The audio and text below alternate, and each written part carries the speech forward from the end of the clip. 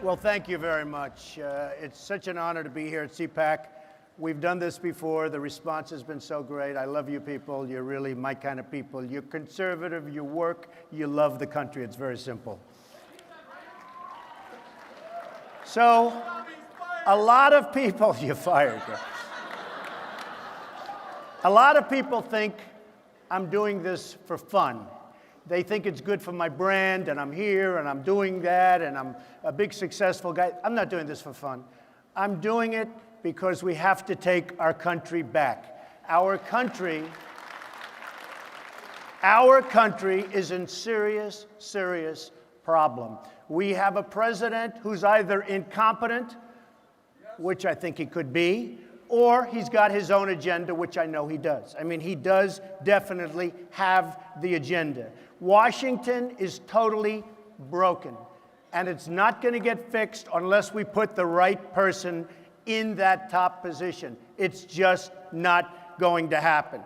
Now, the problem I have, I'm not a politician, thank goodness. Politicians are all talk, no action. I've dealt with them all my life. The king of zoning, the king of I deal with politicians. That's what I do. I deal with foreign leaders. I deal with people. In this country, our politicians are all talk, no action. Now, I'm a conservative, I'm a Republican. But I look at what's going on with the Republicans. I'm almost more disappointed with the Republicans because,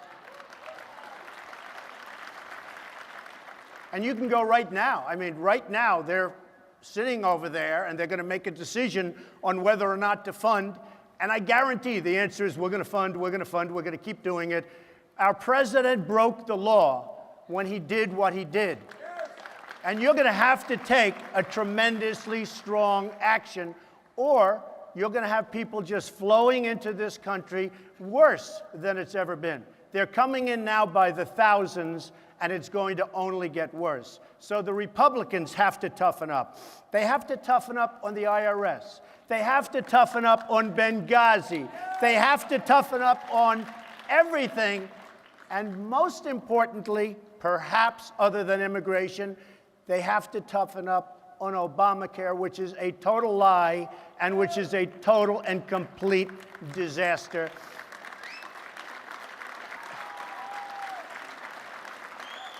And when it kicks in, because it really kicks in 2016, when it kicks in, you are going to see some catastrophic results.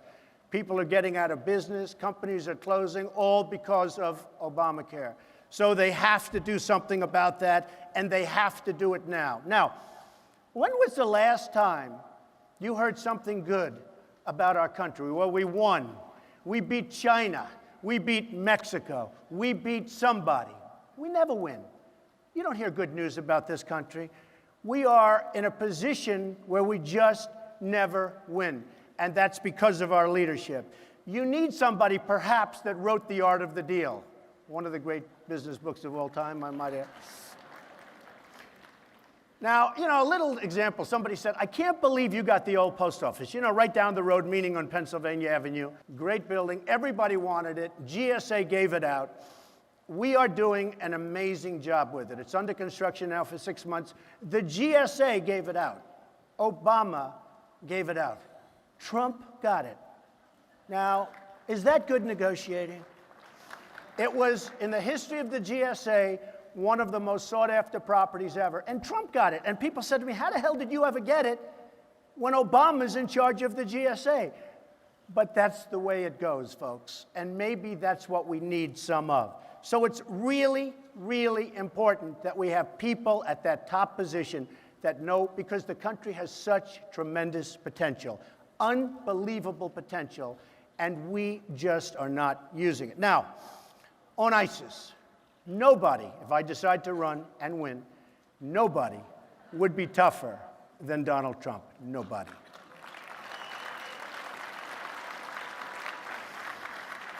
I would hit them so hard and so fast that they wouldn't know what happened. I would find a general. Remember the old days of General MacArthur and General Patton and these great generals. Now, we must have somebody in there General MacArthur is spinning in his grave when he sees what we do. So you got to hit him hard, you got to hit him firm, and you can't play games. You got to go hard and fast and firm. And there's somebody there that's going to do the job. Now, we have a thinking, Bo Bergdahl. We all know we make a deal, Bo Bergdahl, for 5 killers, 5 terrorists who are right now out there trying to kill us. This is the kind of thinking, and you don't even hear anything about it anymore. People forget. It's like the 1-week schedule. They forget. The Bo Bergdahl deal is emblematic of what's going on in this country. All our deals are like that. And we can't let it continue to happen. Now, Iran, they cannot have a nuclear weapon. And we must protect Israel. We must protect Israel. As far as our borders are concerned, we need strong borders. We need a wall. If I run, I will tell you, the king of building buildings, the king of building walls, nobody can build them like Trump. That I can promise you. I can promise you that. Second Amendment is good. Now, really good. Now they want to take away your bullets, folks. I don't know if you've been seeing what's going on. They can't get the guns. Now they want to go after the bullets. But the Common Core, look, I came down very hard on Mitt Romney because he let us down. He really let us down. That should have been an election that was won. That was an easy election to win. I actually think probably easier than the next one coming up. There was no excuse for not winning that. I came down very strong. Likewise, Jeb Bush, he's in favor of Common Core. He's weak on immigration. Now think of it for a second. In favor of Common Core, he's weak on immigration. You remember his statement with they come over for love? That was his stance on immigration. I don't see him winning. I don't see there's any way. You people are going to have to make your own choice. Who knows?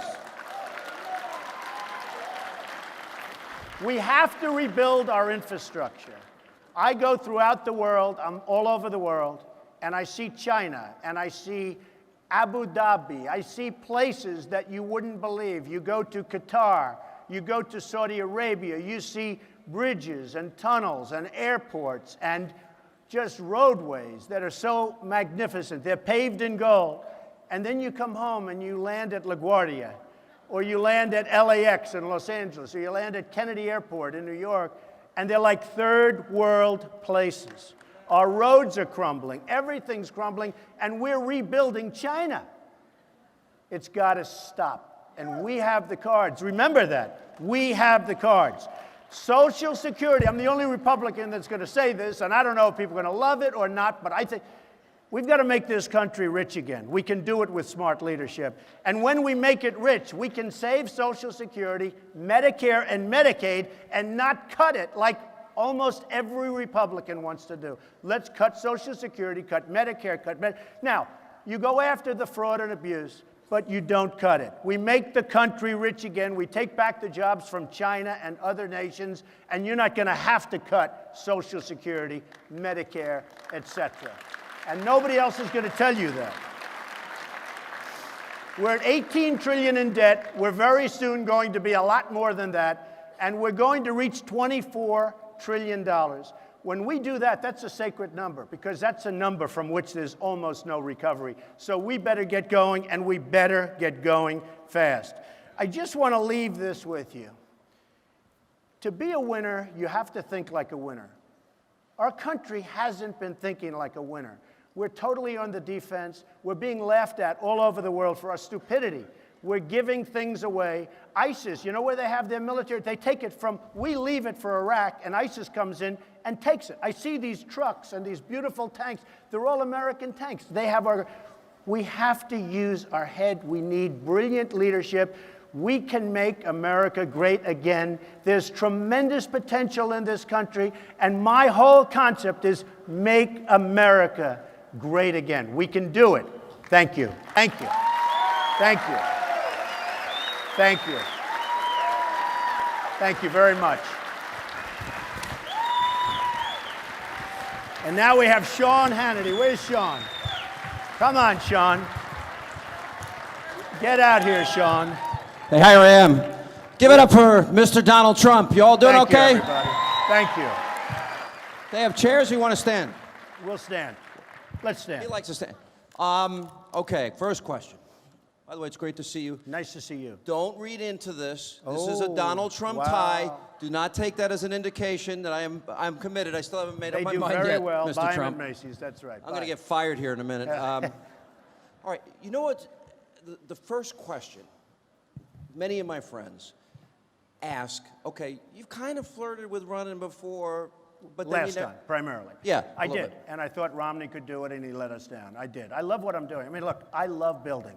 I'm building all over the world. I love it. More than anything else, I love it. But I love this country. My children now have grown, Ivanka, Don, Eric. They're very, very ensconced in the company. I have great executives. I can now let them run things, and I have no problem. But, you know, when you're building, it's very hard for a person like me to run because I have a lot of things happening. A politician, they run. What do? They run, they lose, they win, they run. With me, I give up a lot when I do this. I already told the Apprentice people, you know, NBC wanted to renew, and I said, I'm doing something else. It's very important to me. I'm doing something very important. So I'm looking at it very seriously. I don't want what happened to Mitt Romney to happen again because that was a tremendous blow for this country. Okay. If I had to ask you on a scale of 1 to 100, where are you on this scale in terms of where you think you are in deciding to run? 1 to 100, I would say 75 and 80. I am really inclined. I want to do it so badly. You know, I have the theme. It's my theme. It's Make America Great Again. That's what I want to do. We can do that in this country if we had people that know what they're doing, if we had people that are competent. All right, let's talk about, I just had an opportunity to speak to this great crowd, and I talked about the economic problems we have. You're known for being a businessman. Correct. 50 million Americans in poverty, 50 million, close to it, 50 million Americans on food stamps, 92 million Americans not working. We don't count them, but they're not working. As I said, right. We don't count them. I mean, we have, they say 5.3 and 5.6%. I think it's over 20%. During the speech, I said 20%. How do we get them, how would Donald Trump as president get these people back to work? You have to take the jobs back from China. You have to take the jobs back from Mexico.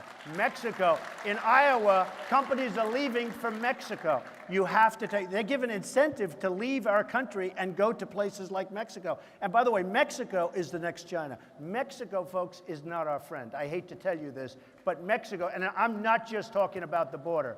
Mexico is ripping off the United States big, big league, and we better do something. But jobs going to China, to Mexico, to Brazil, they're going everywhere but here. And we've lost our manufacturing, and we've lost our manufacturing base. Sean, you hear about, as an example, Apple.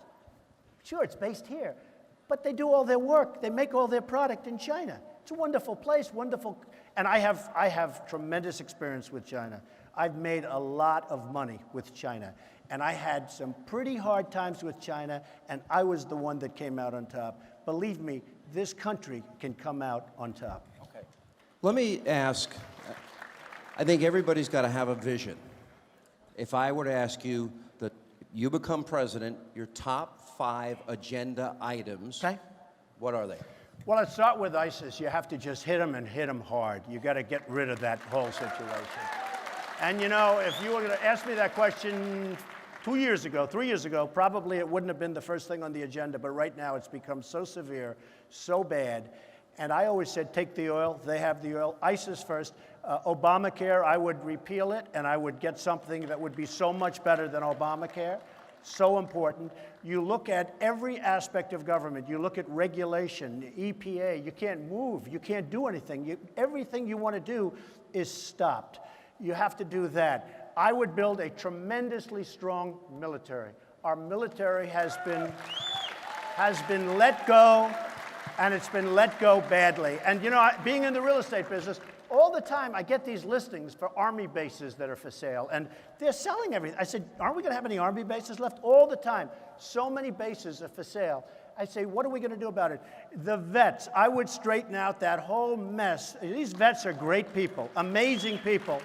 And I would straighten out that mess like you wouldn't believe, and I'd be in there really fast, and I would be working on Iran, and I would be helping Israel big league. There wouldn't be speeches made behind my back. I would be helping out Israel big league because they deserve the help, and Iran has very, very bad intentions. When you look at, this is negotiating 101, you look at a president who's negotiating and he drops the sanctions. Now, I would have said triple up the sanctions. So now they're not doing anything. They're not coming to a good conclusion, and I hear the deal is terrible. So when Bibi comes here, it's going to be very interesting what happens. But we have a president that truly doesn't know what he's doing. There's so many young people in this room. Obama has, well, by the time he leaves office, will have accumulated more debt than every other president combined.